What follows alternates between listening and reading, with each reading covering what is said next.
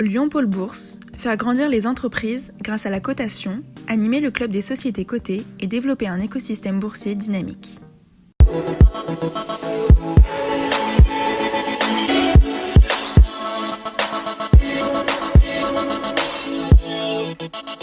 Bonjour et merci d'être fidèle à Bourse et Valeurs pour ne rien manquer de l'actualité des entreprises régionales cotées sur lyondécideur.com et les réseaux sociaux bien sûr. À retenir cette semaine l'annonce par Adocia de la cession de son immobilier pour 28 millions d'euros, ce qui permet à la biotech lyonnaise de renforcer sa trésorerie de quelques 19 millions tout en réduisant son endettement, ce qui évitera à Adocia d'avoir à procéder à une levée de fonds à court terme. En bourse, Adocia se situe à 5,45 €, en retrait de 32,7% par rapport au 1er janvier, en baisse aussi de 45% en un an et de 71% en 5 ans. Voilà, on retrouve à présent notre invité Jean-Michel Bérard. Bonjour. Bonjour. Président de directoire d'Esker. Esker éditeur lyonnais, donc spécialisé dans les solutions de dématérialisation, notamment en mode SaaS, dans le cloud, Oui. on va dire. Encore une très belle année en 2021 pour vous, progression de 19% du chiffre d'affaires. Du chiffre d'affaires, oui, ça fait même 20% à taux de change constant, puisque Ouais. le dollar a un peu baissé l'an dernier. Donc une très belle année, qui était un peu en reprise par rapport à 2020, qui avait connu un petit tassement de la croissance. On est tombé à 10%. Donc une année avec beaucoup de signatures également, les clients ayant un fort appétit pour nos solutions. Alors quand on dit plus 20%, oui, ça fait 133,5 millions d'euros de chiffre d'affaires, Oui. pour être précis. Oui. Si on détaille par zone géographique et par grande activité. La zone États-Unis a tiré la croissance, clairement, puisqu'ils sont au-delà, je crois qu'ils sont à 25% de croissance. Ils ont représenté 40% du chiffre d'affaires. Ensuite, la zone Asie-Pacifique a cru, elle, de 36%, qui a connu une très bonne année en chiffre d'affaires. Et puis l'Europe, qui est derrière, un petit peu moins de 20%, mais qui se tient très très bien, en particulier la France, qui a connu une très très belle année 2021. Voilà, alors par grandes activités, donc tout ce qui est solutions en mode SaaS. Oui, alors aujourd'hui, c'est 95% des solutions SaaS. Les produits historiques ne représentent plus que 5%. Oui.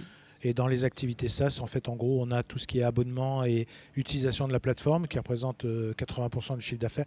Et le reste, c'est du service pour mettre en route nos solutions chez les clients. Alors, qui dit progression d'activité dit aussi progression des effectifs, avec une croissance de 12% à peu près des effectifs. 12% des effectifs. On a recruté beaucoup dans le commercial, également dans tous les consultants pour aller installer chez les clients. Et puis, comme chaque année, des recrutements R&D. Pas autant qu'on aurait voulu, mais quand même des recrutements. Et au total, vous êtes quoi, 840 840 personnes. Donc combien à Lyon La moitié, donc 420, mais on peut dire 420. Ouais. Alors, on a vu l'activité, le chiffre d'affaires, progression des résultats également, 14 200 000 euros de chiffre d'affaires, c'est plus de 10% de résultats nets, je veux dire, c'est plus de 10% de votre chiffre d'affaires. Oui, c'est proche de 11%. Et en progression de 20% par rapport à l'an dernier, donc non, plutôt ça, une très belle année 21. Une belle trésorerie, 35 millions d'euros, pas d'endettement, des capitaux propres élevés. Très bien, on est content. Voilà, donc de quoi faire des acquisitions. Des acquisitions, on en a entamé une là, en tout début d'année, une société anglaise qui s'appelle Market Dojo, qui fait des solutions de ce qu'on appelle du e-sourcing, donc en fait l'automatisation de la fonction achat, qui vient en amont de nos cycles, qui gère plutôt la demande d'achat et la gestion de la facture fournisseur. Donc une petite acquisition, c'est une start-up, mais qui a déjà une belle présence en Angleterre, en Europe, et qui demande qu'à se développer. Donc il va utiliser notre base installée pour se développer.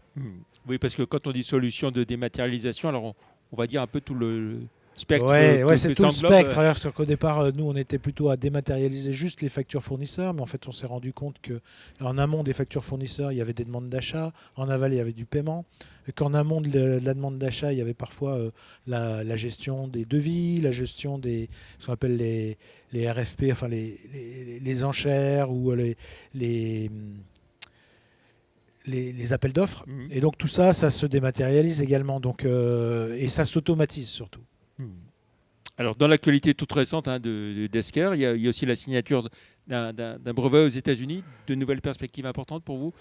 Oui, alors ça rentre dans notre démarche qui est assez ancienne aujourd'hui, qui date de 2016 à peu près, où on a entamé une démarche volontaire dans tout dans la direction de tout ce qui est intelligence artificielle. Et donc, on pose des brevets régulièrement. Et là, c'est le premier brevet qu'on a déposé en 2018, il me semble, qui permet en fait d'automatiser le découpage des factures. Alors, si je veux être plus clair, c'est quand vous scannez une pile de documents, vous retrouvez avec un PDF qui contient plusieurs documents les uns derrière les autres. Et en fait, c'est très compliqué pour les utilisateurs d'aller redécouper ce PDF en fonction des documents qu'il contient. Donc là, l'intelligence artificielle arrive et propose un découpage particulier. L'utilisateur n'a plus qu'à ajuster, vérifier, hop, c'est découpé. Voilà, ça c'est l'intérêt de la chose. Et donc c'est des technologies qu'on applique également à la reconnaissance des documents, une meilleure reconnaissance des documents, la détection de fraude, la détection d'anomalies, la prédiction de paiement, la prédiction de paiement d'une facture ou de règlement d'une facture. Enfin, toutes ces choses-là sont des choses qui sont embarquées dans nos solutions. Alors on ne les voit pas, hein, ça n'a pas de matérialité, vraiment même pas sur l'écran. Ça travaille derrière, supervisé par les utilisateurs.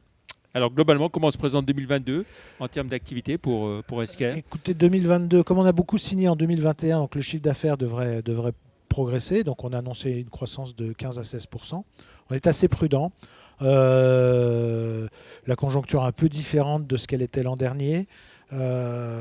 Pour l'instant, les choses vont bien. A priori, le premier trimestre va être un bon premier trimestre.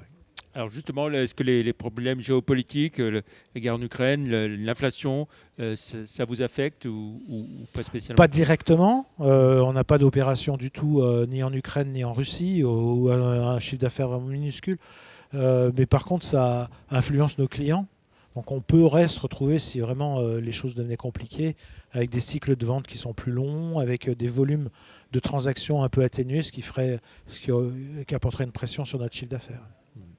Dans votre domaine, vous surperformez par rapport au marché dans l'ensemble Par rapport à nos concurrents, oui. Globalement, oui. Globalement, le marché est en croissance de 10 annuel, et là, l'an dernier, on a fait 20, donc on est quand même bien supérieur à la croissance normale du marché. Je crois qu'il est de 11 en fait. Voilà. Et donc, si on évoque vos prévisions, vous disiez donc, en termes de chiffre d'affaires autour de plus 15, oui, 16. On a annoncé 155 millions hors acquisition sur l'année 2022. Oui. En termes de résultats. Et en termes de résultats, la même fourchette de profitabilité. On ne cherche pas à tirer le résultat le plus haut possible. En fait, nous, on a tendance à faire, c'est à réinvestir tout ce qu'on peut en restant profitable à un niveau élevé, mais en réinvestissant fortement sur la partie commerciale, sur la partie R&D, de manière à prendre le plus de parts de marché possible. Très bien, merci beaucoup Jean-Michel Bérard. On va regarder votre parcours en bourse à présent, 173,60 € au moment où on enregistre cette émission, moins 52% par rapport au 1er janvier, moins 12,8% en un an, mais ça veut dire que vous aviez beaucoup progressé auparavant, plus de 259% en 5 ans, il faut le rappeler. Un dividende pour vos actionnaires ? Oui, c'est prévu, je ne peux pas vous donner le montant parce qu'il n'a pas été voté, mais oui, il sera en progression. Voilà, et donc ce sera voté à l'Assemblée Générale qui aura lieu au mois de juin. Très bien. Merci beaucoup Jean-Michel Bérard. Plus d'informations sur Esker sur les sites live.euronext.com et zonebourse.com. Merci. Excellent week-end. La semaine prochaine, nous accueillons David Bufflard, le PDG de Uppergy. Merci, au revoir. Merci.